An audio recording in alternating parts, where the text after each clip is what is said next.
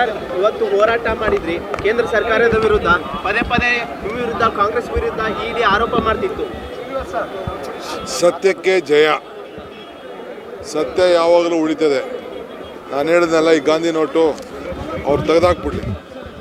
ಇಂಥ ದೊಡ್ಡ ಕೊನೆಗಾಲದ ರಾಜಕಾರಣ ಈ ದೇಶದಲ್ಲಿ BJPಗೆ ಇದರಿಂದನೇ ಪ್ರಾರಂಭ ಆಗ್ತದೆ.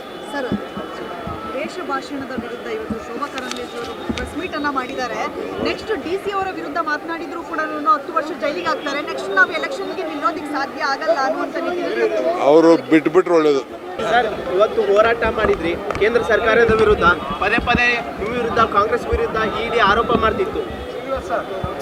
ಸತ್ಯಕ್ಕೆ ಜಯ. ಸತ್ಯ ಯಾವಾಗಲೂ ಉಳಿತದೆ. ನಾನು ಹೇಳಿದ್ನಲ್ಲ, ಈ ಗಾಂಧಿ ನೋಟು ಅವ್ರು ತೆಗೆದಾಕ್ಬಿಡ್ಲಿ. ಇಂಥ ದೊಡ್ಡ ಕೊನೆಗಾಲದ ರಾಜಕಾರಣ ಈ ದೇಶದಲ್ಲಿ BJPಗೆ ಇದರಿಂದನೇ ಪ್ರಾರಂಭ ಆಗ್ತದೆ. ಸರ್, ವೇಷ ಭಾಷಣದ ವಿರುದ್ಧ ಇವತ್ತು ಶೋಭಾ ಕರಂದ್ಲಾಜೆ ಅವರು ಪ್ರೆಸ್ ಮೀಟ್ ಅನ್ನ ಮಾಡಿದ್ದಾರೆ.